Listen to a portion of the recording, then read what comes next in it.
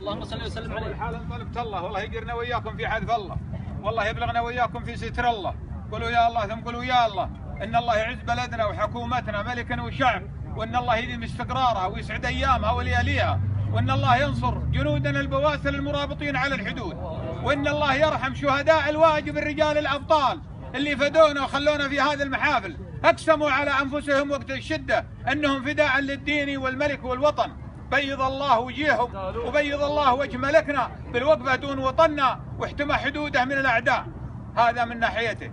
اما بعد فنقول الله يحييكم يا محلف، مرحبا ومسهلا، انتم وافين، عطاكم يجمل، خوتكم يجمل، كلامكم يجمل، والرجال منكم يسوى صف يا محلف، وعلومكم غانمه، وانتم هالباعن طويل وهالجميل، ان جا الحمل حضرتوا، وان جا الخوه فزعتوا، وان جا الطيب كافيتوه، وان جا الشر الله يكفينا شركم كافيتوه، وانتم نعم وعلومكم غانمه يا محلف في الهروج كلها. ويقول شاعر منا يا ايام كل يبي قحطان ساسه ومرجعه، لا ضيعت بعض القبائل اصولها. انتم نعم كل يتمنى انه منكم من علومكم وسجاياكم الطيبه ومعارفكم الغاليه اكبر هديه عطيتونا اياها.